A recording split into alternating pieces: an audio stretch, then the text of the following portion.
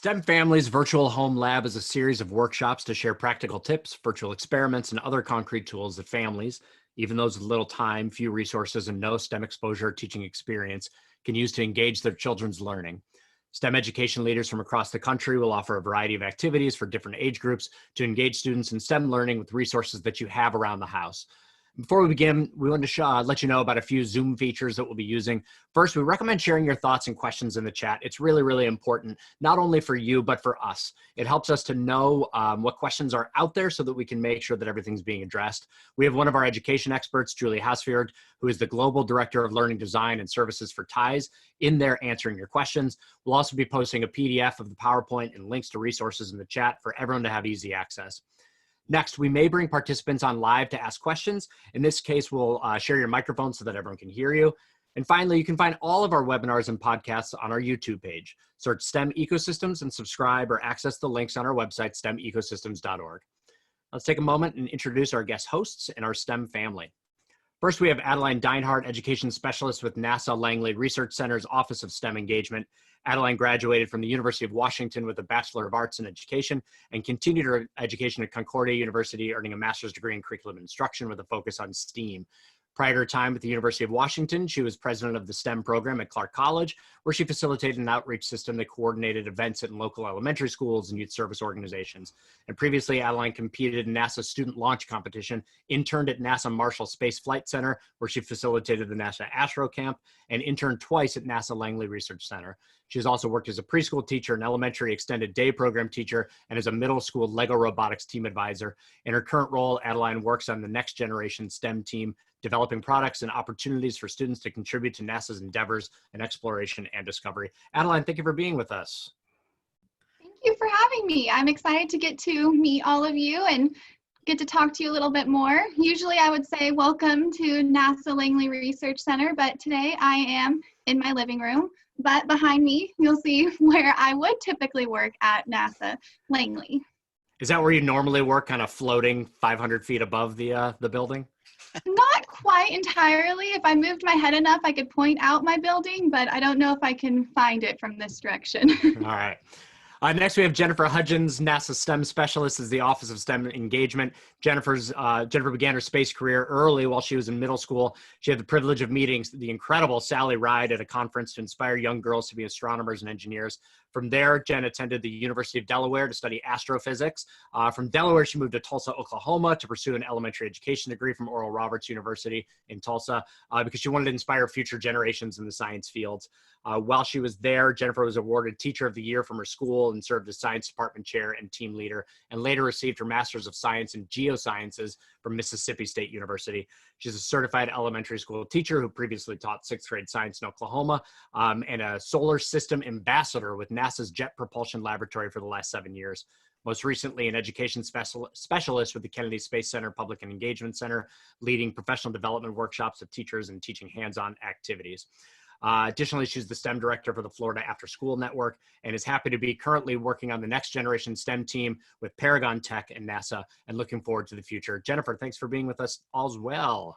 Thank you, Jeremy. It's good to see all of your faces. We have so much fun activities to show you and where to find more. So I'm ready to get started, Jeremy. So let's go. Me too. So both of these educators will be in and out of the chat. So in addition to listening to them, know that if you're talking in that chat, you'll have the opportunity to interact with Jen and Adeline, and they'll answer your questions there, particularly questions that we won't get to live, but we'll get to as many as we can. And finally, we're really excited to introduce all the way from Seattle, Washington, the Degwa family, Martin, Janelle, Nation, and Nevea. The Degwas reside in Kent, Washington, a suburb just outside of Seattle. They're a busy family between school, work, sports, spending time with loved ones, and serving the community. Nation is an amazing and inquisitive 11-year-old in the 6th grade at Seattle Christian School. He enjoys music, soccer, acting, riding bikes, spending time with his friends in school. Science and understanding how things work is something Nation has a love for since his first Lego set. Math is not his favorite subject, but he's realizing how important it is to life and even baking. Nevea is 4 and full of energy, always on the go, loves all things pink and sparkles like my girls. Dancing, singing, and learning and helping are some of her favorite things. And Janelle works for HR Learning and Development with the City of Seattle, enjoying music and shopping and spending time with her family. Martin works for Neighborhood House as a case manager and is a visionary and senior pastor of Covenant Life Center. As a family, they enjoy learning and looking for opportunities to have fun and learn at the same time. Nation, I'm really curious. I know I talk to my kids a whole lot because they are really used to being in school and learning there, and now they've got this kind of weird thing going on. What's it like for you to learn from home, and what do you miss and what do you wish you had more of?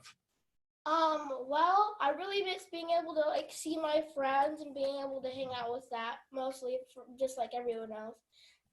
But working at home, it gives us more freedom and more like stuff to do instead of being stuck in a desk like every day and for long periods of time. But when you work at home, it's more like you have more freedom and you're able to do more of this and that.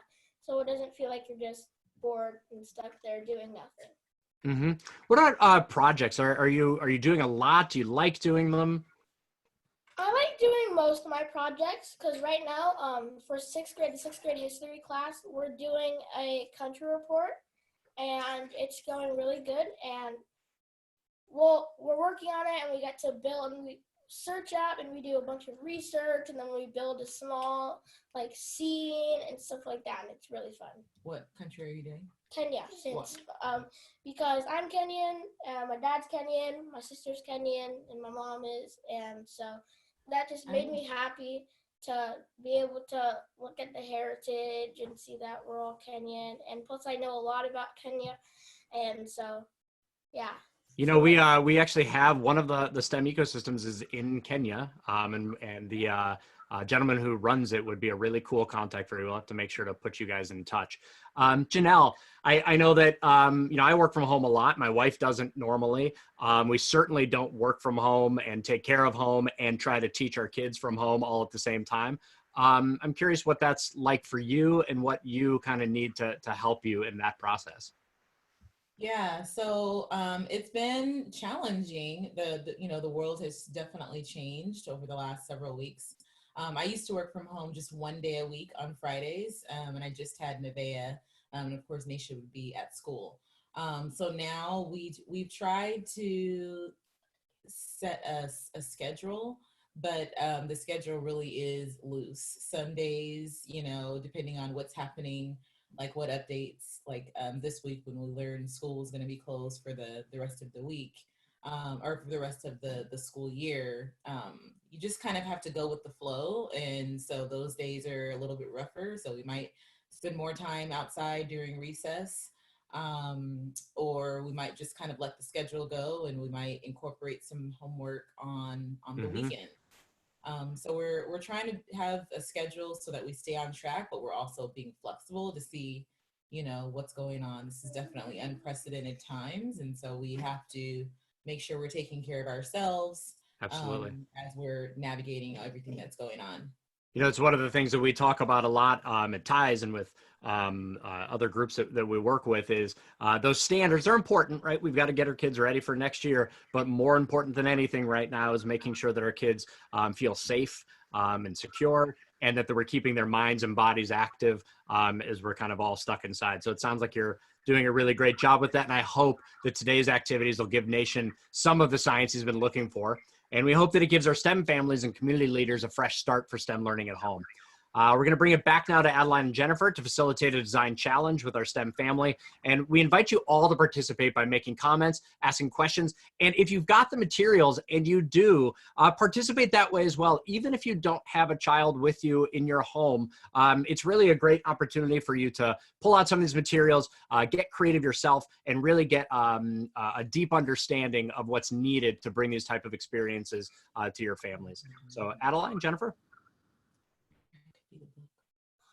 Yes, thank you. And if you do have the materials, we would love to see them, or for you to follow along with us, and we'd love to see what you've created and go from there. But first, my name is Adeline.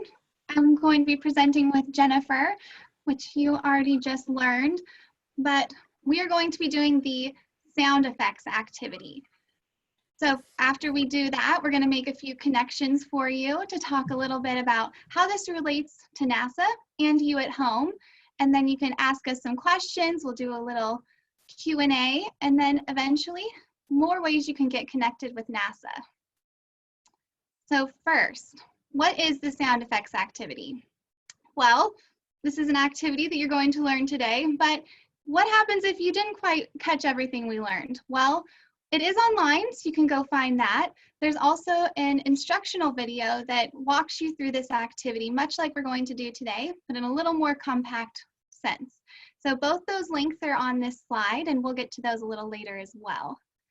But first, what are you going to need for this activity? Well, some of these materials that we have listed, you could also find adaptations for. So, for example, we say toilet paper roll tubes, or paper towel tubes, or really any kind of tube that you might have in your home that you could cut through, that your parents want you to cut through. Some disposable cups, scissors, you might need tape, a pen, and some sort of device. You might use your cell phone, an iPod, anything that can produce sound. And then if you are able to, there's also many free apps that you can download online that would give you both an oscilloscope and a decibel meter, which would make it easier to test your device and see how loud did it get, how quiet did it get, all of that kind of stuff. But if you don't have these materials at home, find something similar, get creative. What do you have that might work in place of one of these materials?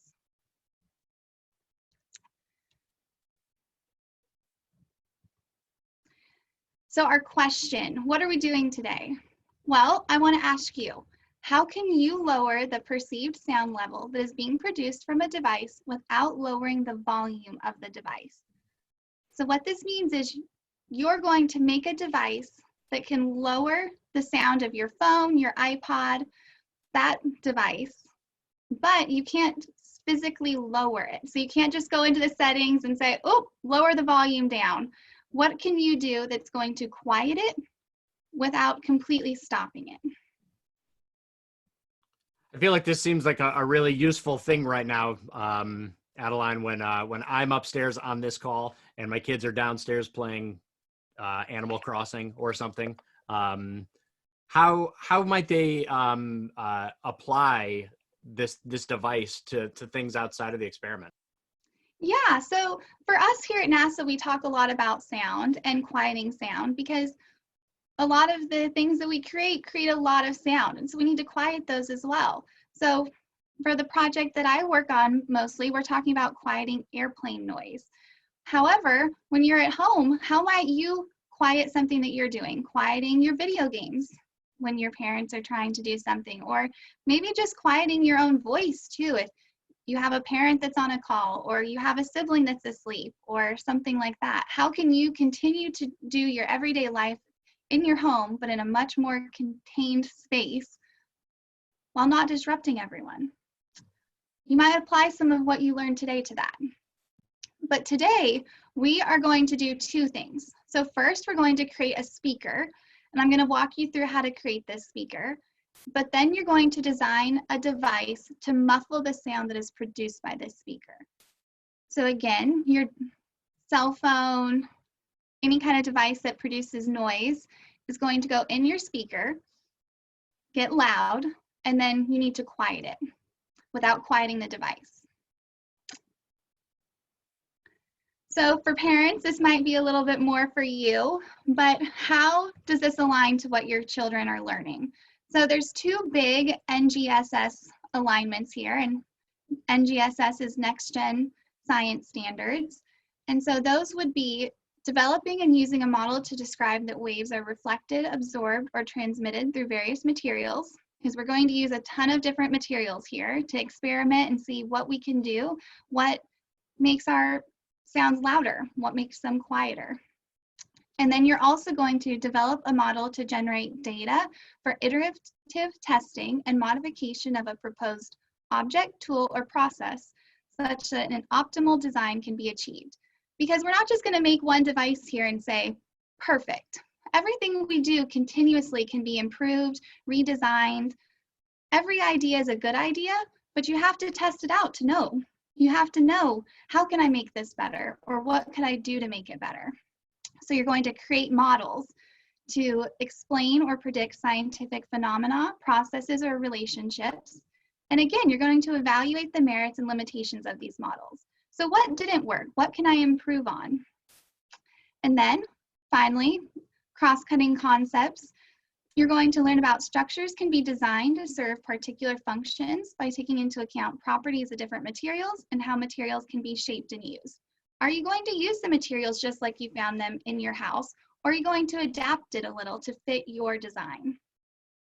And parents, even if you live in a state that's not a NGSS state, it's really likely that your state standards are very, very similar to these. And these concepts of continuously iterating, of not giving up on something, of trying something and then finding little tweaks that you can do to make it a little bit better are really critical, not only for science, but they're also really critical for the math and ELA lessons that your kids are learning. Yes, definitely. Our standards might shift a little, but state to state, area to area, but it's more than likely that they have a little bit of overlap.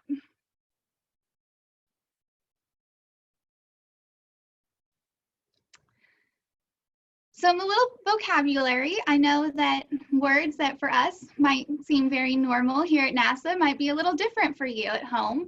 So the first one is that you might hear us talking a lot about are chevrons. And this is something that a lot of research and design has gone into at NASA on aircraft. And chevrons are these scalloped edges that surround an aircraft's engine core and exhaust to help reduce the noise of the engine. So you can see it there on the screen. It's that little scalloped edge that goes around the engine. And there's actually two of them. There's one that goes around the engine core and one around the exhaust. And then another word is amplify, and that is to increase the volume of the sound. Our speakers are going to amplify the sound that's produced. And then muffle is to make a sound quieter or less distinct. So the second device you create is going to muffle the sound of your speaker.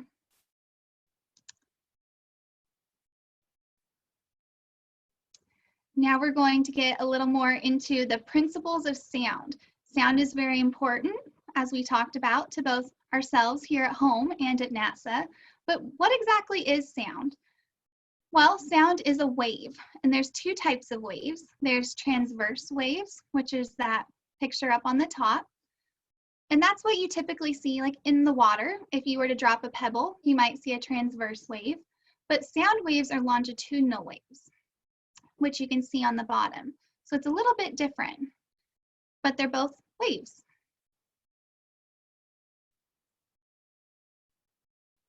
So when we talk about a longitudinal wave or a sound wave, we have two big parts of the wave. You have a compression, and this is the point where a wave is most compact.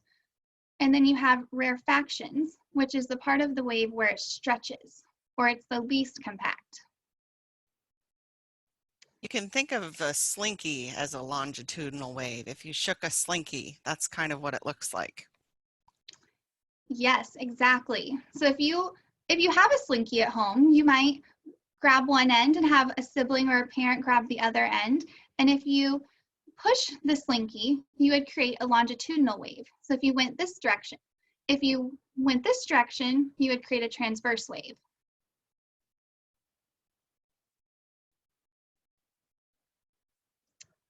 Another important part of any type of wave is the wavelength. So on a longitudinal wave, we talk about a wavelength being the distance between a compression to a compression or a rarefaction to a rarefaction. So it's either the point where it's most compressed to the next point where it's most compressed, or the point where it's the most stretched to another point where it's the most stretched. And these wavelengths are important for determining the frequency of sound. So the frequency is the rate of vibration or the number of compressions or rarefactions that pass a point in a fixed amount of time. What that means is if you were to put a dot right in the middle of your wave and let the wave pass through it, every time you went in a complete wavelength, that would be 1. And if you continue to count those, you would continue to go up, and that would be your frequency. So if after 3 seconds you had 5 wavelengths pass, you would know what was your frequency of your sound wave.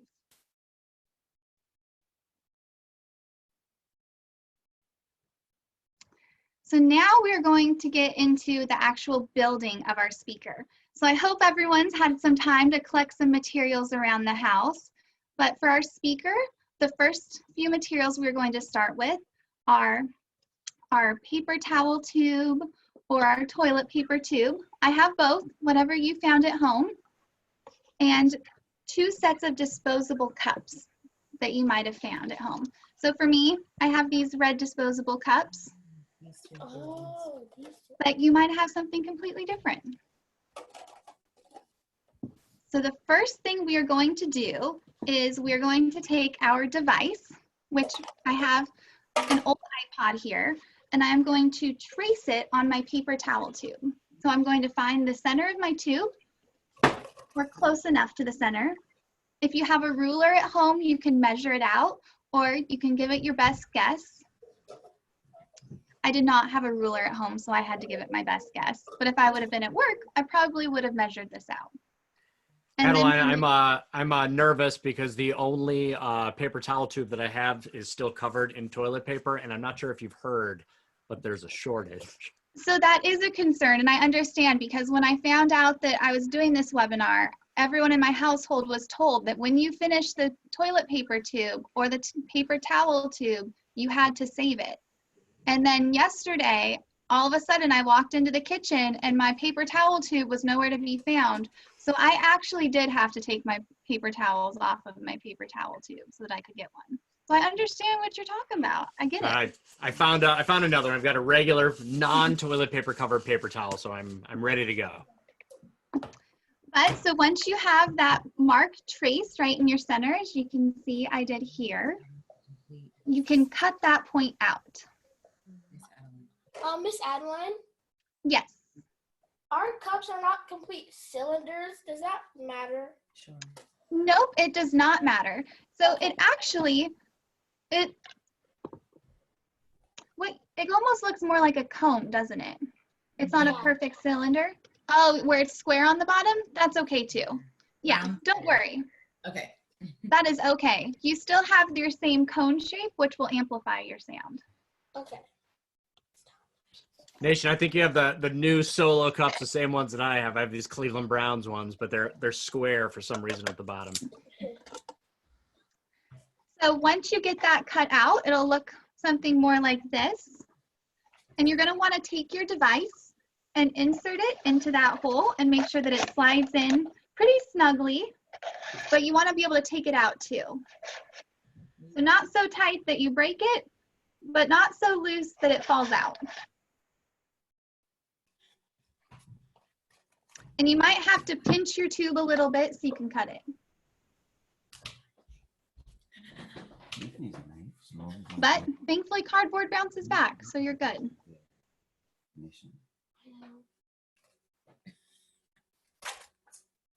Let me help you. Okay. So while Nation cuts that out, I will tell you what our next step is in case you're a little further ahead. Our next step is you are going to take your cup, whatever kind of cup you decided, and you are going to trace the end of your paper towel tube at a point somewhere close to your bottom of your cup. So it doesn't have to be the very bottom, but just close to the bottom.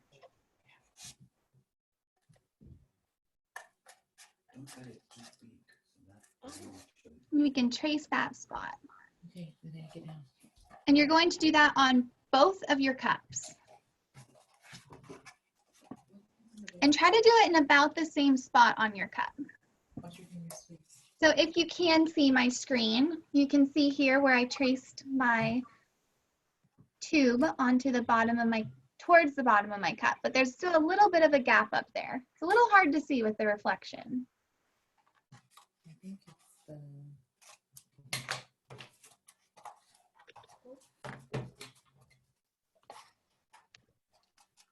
Adeline, how do you suggest we and maybe you haven't gotten this far yet, but start the cuts in the cup. It's kind of hard to get my scissors in here. Yeah, so that one's pretty tough too. So I recommend if you pinch your cup a little bit, not a lot because you don't want to break your cup, but if you pinch it just a little bit, you can get your scissors on there.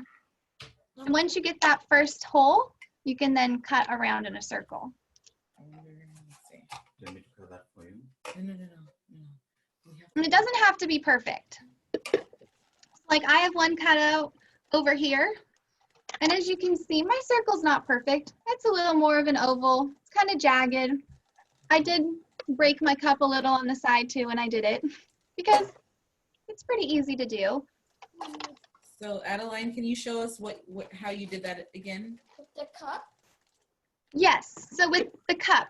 So what you're gonna wanna do is take your cup, which I already drew my circle, but you're going to take your tube, you're going to put it close to the bottom of your cup, but not quite at the bottom. You want there to still be a little bit of a gap there so you don't cut through the bottom. But if you do it lower to the bottom, you'll amplify your sound more. Yeah. And give yourself a little more space for designing your muffler. So you're gonna trace that and draw another circle right there. You're gonna wanna do that on both of your cups. So I already cut this one out, but you can see how they're pretty close to the same spot. They're not perfect, but they're close. I don't know if this is a good trick or not, but after I cut my first cup, I stuck my cup inside and then cut through the hole. So that is a great, which then ended up getting me pretty close to the same spot. and that's how mine are a little off because my cups don't fit perfectly all the way in. So when I draw my circle, it looks pretty perfect, but then when I cut them out, they're slightly different, but that's good to go. Don't worry, it works. How are you gonna cut it?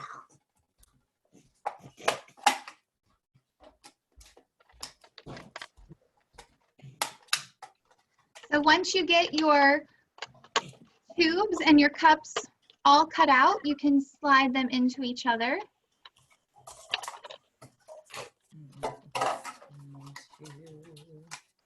You might have to squish your cup a little bit or squish your tube a little bit to get them to fit. It's not a perfect fit, but that's okay. And you will get a device that looks like this.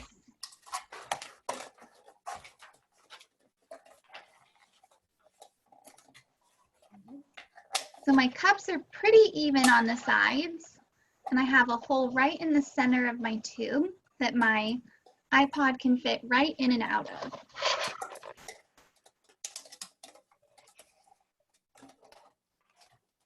We're getting there. Oh, you're good. And you can see, oh, here we go, that my tube can come in and out of my cup a little bit because my circles aren't perfect, and that is okay. As long as you have it in there, it's good. And if for some reason your hole got way too big or it cracked, you can find any sort of tape in the house and just tape it right back up. So what song are you gonna play us through your speakers, Adeline? So that's the thing about the song. You can play any song. However, what's easiest that I have found is if you play something that is consistent noise. So so a lot of songs, they have points where there's a high frequency and a low frequency. But if you can play a song that is consistent throughout, you can get a much better reading. So I actually have a white noise app on my phone that I downloaded for free. And I can play a fan or a jet engine or something like that. And it gets me a more consistent noise level. That is such a scientist answer, I feel like, to play a fan noise when you could be playing something like...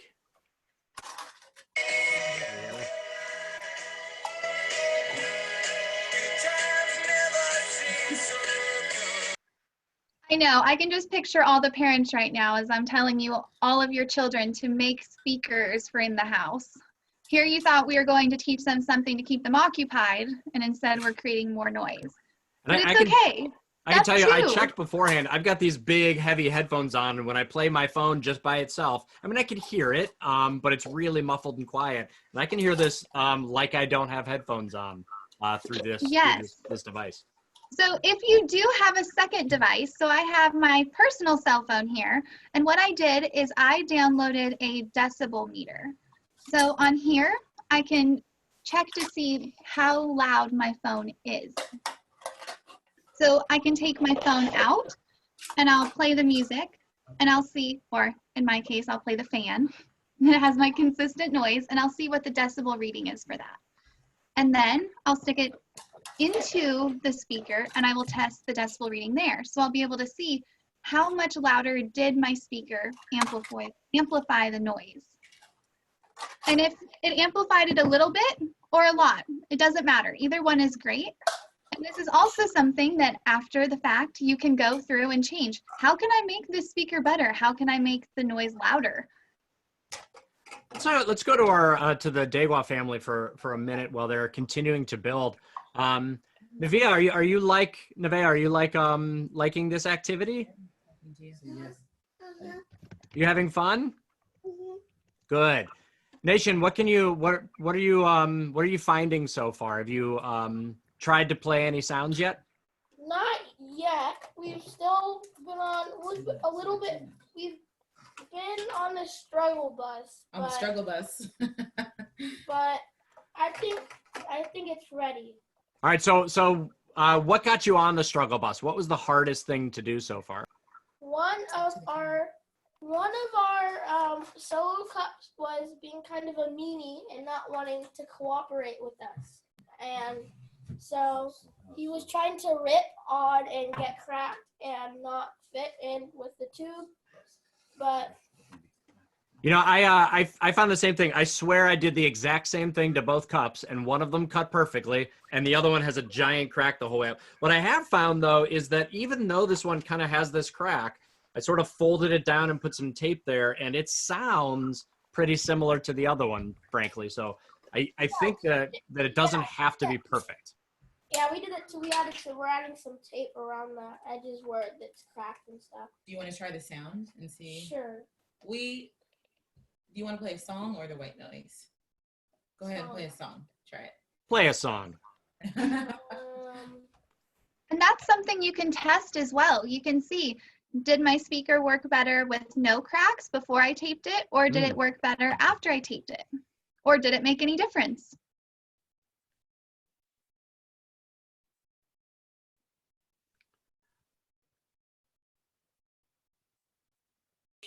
There we go. Working. Well, if you're not sure if it's working while it's playing, you could probably pull it straight out of that tube for a second and kind of hear the difference, right, Adeline? You can. So as long as your device fits in there pretty snugly, you can try it. You can turn your noise on, hear what it sounds like, stick your device back in, and hear that difference right there. Because if you don't have a decibel meter, you probably still can be able to tell the difference just in the noise level that you can hear with your ears. And we see a lot of families on here right now. If we have time at the end, I'd love to have some of these other families show. So I'm nervous for the TIES folks who are monitoring this, and I'm going to blow things up right now. But if you would like to show your devices as we kind of close this out in about 20-25 minutes, let us know in the chat, and we'll kind of randomly pick a few of those and pull some of you up. All right. So what's and if you can always share them with us on social media as well. Tag NASA STEM, and we'd love to see all the devices you've made. But our next portion of this activity, so now that we have portion 1 done, we're going to move to the muffler. So this is where you are going to design a device that quiets your speaker without closing your speaker, which means you can't close your device noise, and you also cannot close the holes of your speaker. So for many of us, well, here at NASA, this is something important because we talked about chevrons earlier. And chevrons quiet engine noise, but they don't cover the engine because what would happen if we completely covered an engine that's trying to run? It wouldn't be very good, and it definitely wouldn't just quiet the noise. So what you're going to try and do is design a device that you can put over your speakers, in your speakers. The sky's the limit. that muffles the sound that's being produced without closing the speaker.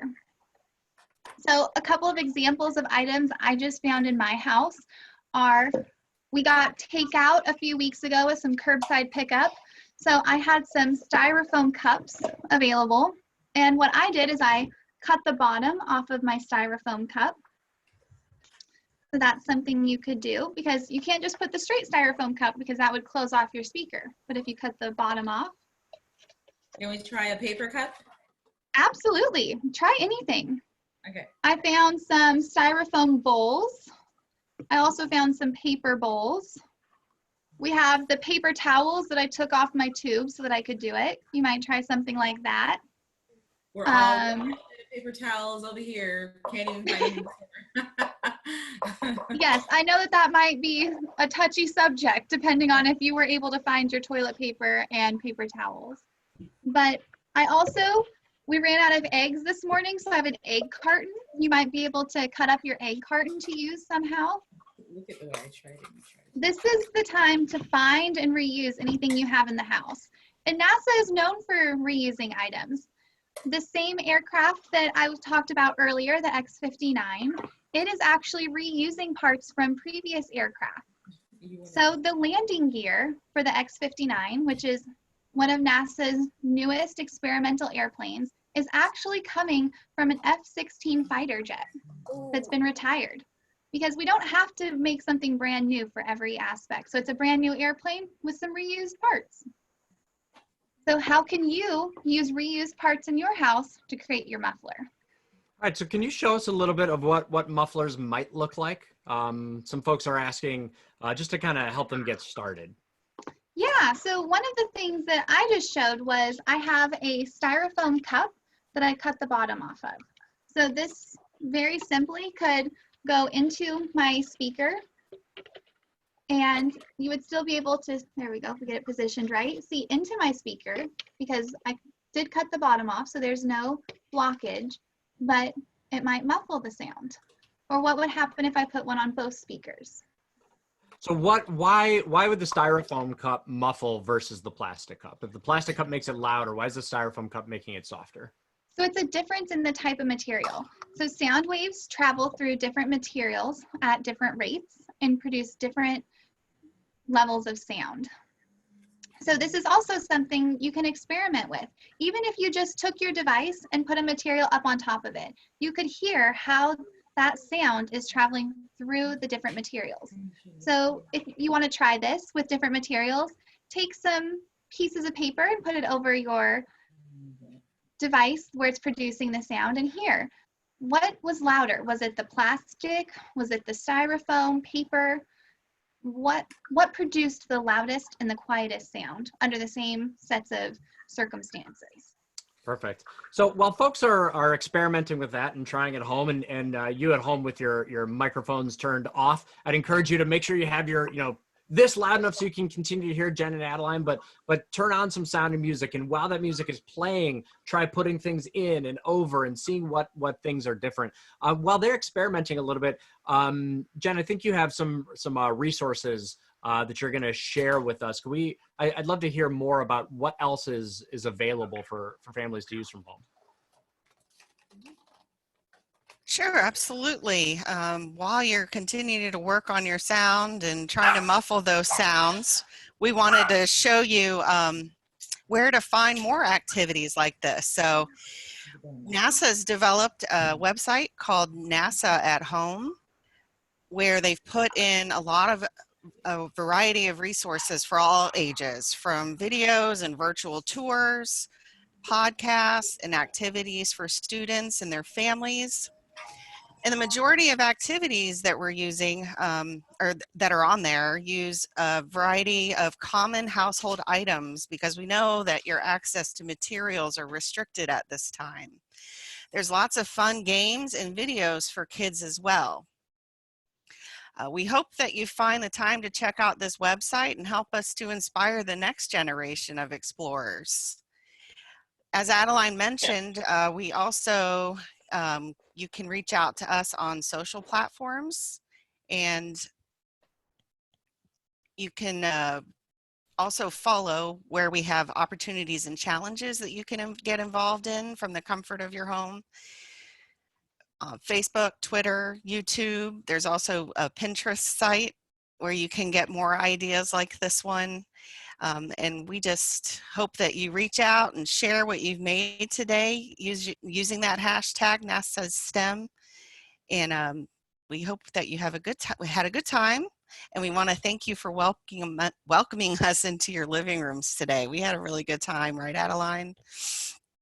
All right, I'm going to turn it back to Jeremy now for final thoughts and questions. And if you have any more questions for us, I'm definitely watching the chat window and would be happy to answer any other questions that you have for us. Thank you, Jen. So all the links that Jen just mentioned are both in the chat, and they'll be available on stemecosystems.org as well. We'd like to encourage you also, if you're going to share these things on social media, in addition to making sure that you use that NASA STEM hashtag, also tagging at STEM Ecosystems and hashtag STEM Ecosystems, or emailing pictures to info@stemecosystems.org. We'd love to continue to highlight the things that you're making and put pictures of you and your kids working on these projects up on the website. Adeline, all right, so what's next? So if our families that are taking part in this activity, and families at home, if you have questions, make sure to put those in the chat. We're going to go shortly to both those questions and to share some of the things that your kids are making. But how can people, any of these activities, this activity or the other ones on the site, how can they continue the learning beyond that activity? So once this activity is done, how do we keep on learning about sound and muffling and amplification after we kind of stop building? Yeah, so NASA, if you're looking for another activity related to sound, actually has an entire set of activities relating to sound. So these would all be under Small Steps to Giant Leaps if you search for that within NASA's page or on Google for another easy way to find it.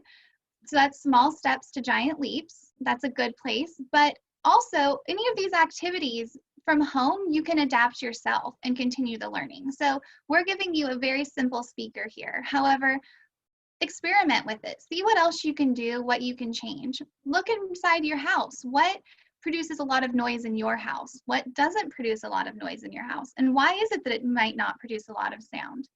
Or maybe in your community. I know that some of us are pretty cooped up, but what do you hear outside? I was actually in a meeting a couple days ago, and somebody was using a blower to blow some leaves out, and I'm not typically home at these hours, so I had no idea that every day between 8 and 9 a.m. they use a leaf blower outside.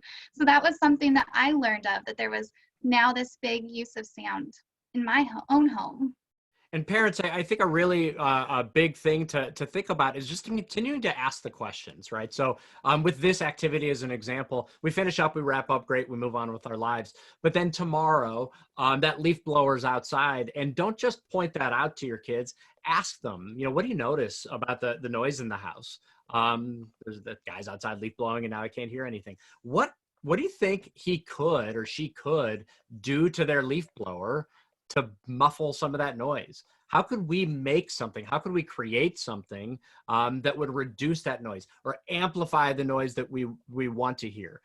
You're playing with your iPod in your bedroom and you want it to be louder. Don't just order a Bluetooth speaker. Ask your kids, how could you make something? How could you create something that could amplify that noise? I think we're ready to take a look at some of our kids' creations right now. I think first up, we've got John Brown ready. And after that, we're going to jump over to Lucy Adkins. So John, I think that we are unmuting you right now. There you are. John, can you show us what you built?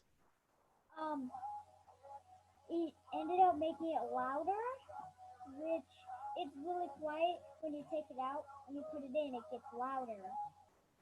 Probably because the waves are bouncing around more. That is really cool, John. And I see you've got 2 cups in there. Why do you have two cups in each cup area? It has more space to move around, so it has more length to go farther. The sound can go farther. So when you put in those second cups, it made it a little bit louder? It made it quieter. Oh, it made it quieter when you added the second cup. So that was part of your muffler. That's pretty cool, John. I thank you for sharing. Do you have any other questions for Adeline or Jen? No. That's okay. I don't either. They did a very good job. All right, thank you, John. And we're gonna jump over to Lucy Adkins and see if we can see what she created. Lucy, you're there? I created something for my mom's phone. I stick it in, and the two cups make it loud. And then when I stick one of these cups into them, it makes it a little quieter. And I saw that you were doing something with tape too. What were you doing with tape to make it quieter? I was trying to put a little tape on it. Cover up those holes. Mm-hmm. Very cool. Thank you, Lucy. Thank you for sharing. We're going to maybe go to a couple other kids, but before we do that, I'm not sure if this is a question that Adeline or Jen can answer, but one of the kids in the chat was asking how NASA can get a signal to things in outer space. If when we're listening to things in outer space, how does that sound get from outer space, from a satellite down to Earth? Yeah, Go ahead, Jen. I was going to say that's a great question because not many kids know, but sound doesn't travel in space. You need to have something for sound to move through. So we have to use something else besides sound to get signals from satellites back to Earth. And usually those are different kinds of waves called radio waves. And then we have a listening device that actually listens for radio waves and then we'll turn it back into the sounds or the messages that we want to hear. So that was a great question. So it's not just a giant cord that goes from Earth all the way to outer space. No, Not or a quite. giant microphone or anything like that. It's actually a different kind of wave altogether. Perfect. Thank you. And waves, or some sound waves again, are vibrations. So while we hear sound, you can also see it if you have something where you can see those vibrations. So if you use your same speaker and stick it by a cup of water, not in the water, by the water, those sound waves would actually produce vibrations on the water's surface. Perfect. So we're going to look at one more of our participants, and then we're going to go back to the Dagua family to ask them some final questions. So Suzette, if she is available, and I think that's her right there, has a very heavy-duty speaker that she created. Suzette, can you show us? So first, my name is Olivia, but it's just Well, you're not Suzette. Yeah. So I made mine out of pipes, and my dad helped me a little bit because he used something to cut it and tape, and I put my phone into it, and it still worked, even though it wasn't cardboard. That is very cool. What do you think the benefit might be of making something out of PVC like that? Well, first it was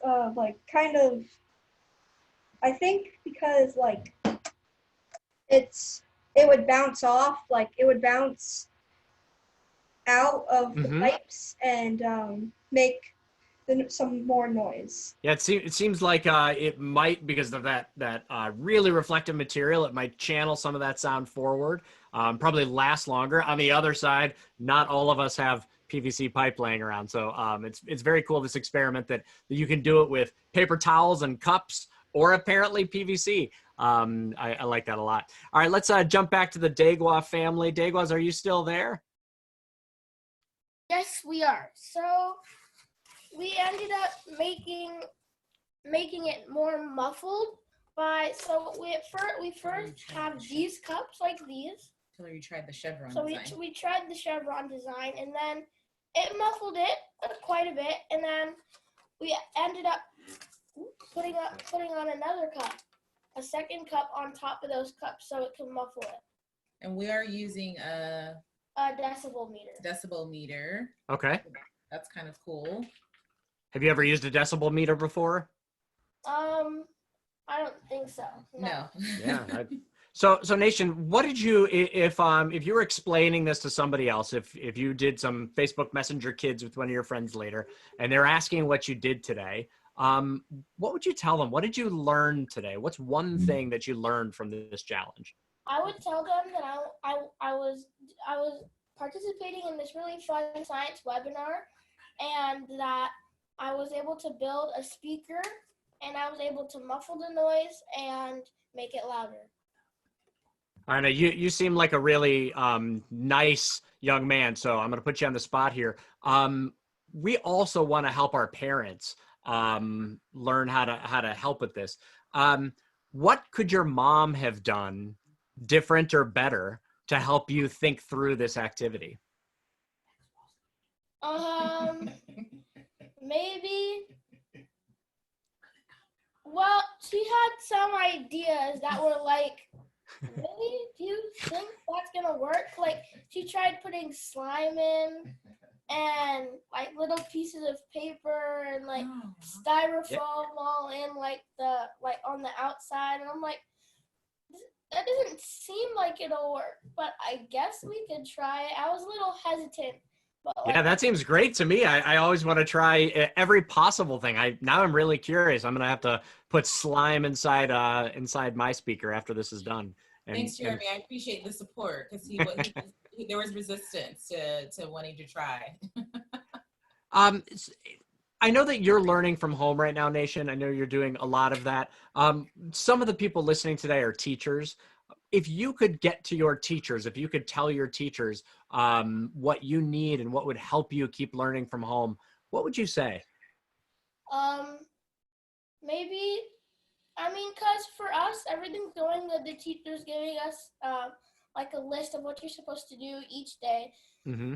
Because I think my teacher's doing a great job on what she's doing. Awesome. We're having class Zoom calls every Tuesday and Thursdays. And so, like, we're able to check in, and, like, the homework's going pretty good, stuff like that. Because some days we get a lot of homework, and I'm like, do we really need that much homework? And I'm just, maybe she could lighten up on the homework on some days. So I think that'd be good. So more focus on kind of activities and projects in your perfect world. And obviously teachers have to balance all sorts of things they've got to get to you. But I think that's really good feedback. All right, last question for you, Nation. Last time I'm gonna put you on the spot. We did this experiment with sound today. We learned about making sound louder. We learned about making sound quieter. When you think about your house, when you think about, kind of being stuck in the house with your sister and your parents, how might you be able to use the things that you learned today? I might be able to find ways to.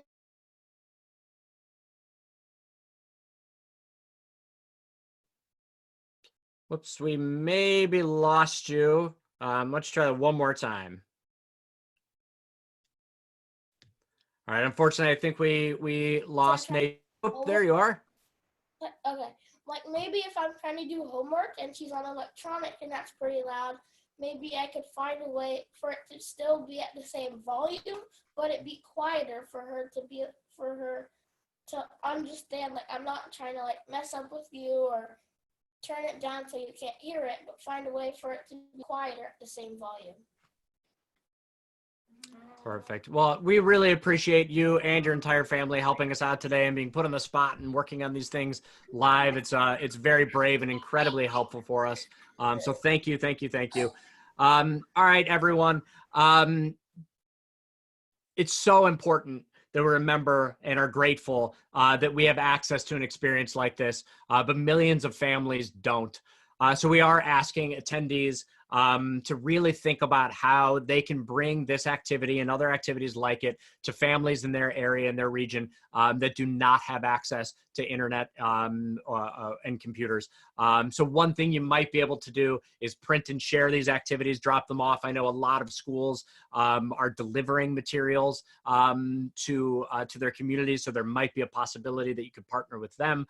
So really think about how your kids can help those who are not as fortunate as the rest of us in continuing to have these deep learning and deep thinking activities during this really unprecedented time.